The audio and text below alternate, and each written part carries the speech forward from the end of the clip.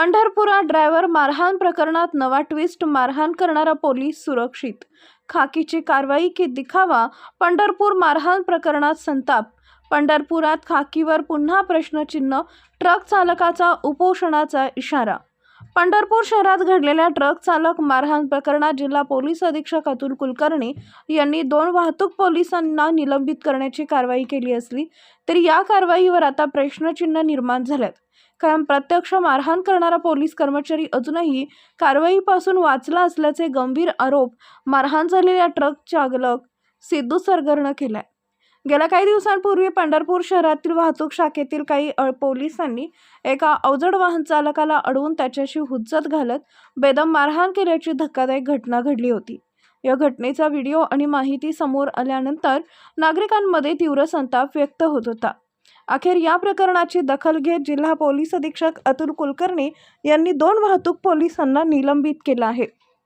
मात्र या कारवाईनंतर ही वाद शांत झाला नसून उलट अधिकच पेटण्याची चिन्ह दिसत आहेत. कारण मारहाण झालेल्या ट्रक चालकानंच या कारवाईवर नाराजी व्यक्त केली आहे. ज्यांनी मला प्रत्यक्ष मारहाण केली ते पोलीस अजूनही सही सलामत फिरतायत. मात्र इतर 2 पोलिसांना निलंबित करून बळीचा बकरा बनवण्यात आलाय, असा गंभीर आरोप चालक सिद्धू सरगर यानं केलाय. तसेच या प्रकरणात खऱ्या दोषींवर तात्काळ कारवाई झाली नाही तर पोलीस प्रशासनाविरोधात उपोषण करण्याचा इशाराही चालकानं दिला आहे. त्यामुळे या प्रकरणाला आता नवे वळण मिळण्याची शक्यता आहे.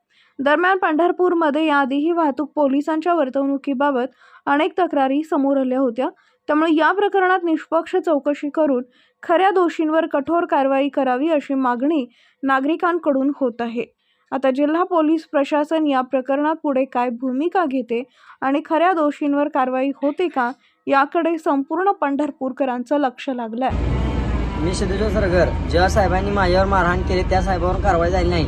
ज्या साहेबांनी चलन केले, ज्या साहेबांनी पैसे घेतले त्यांच्यावर कारवाई झाली आहे. मला ज्या साहेबांनी मारले त्यांच्यावर कारवाई झाली पाहिजे.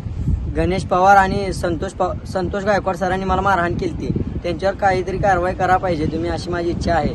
नाही केली तर मी आंदोलन सुरू करेन.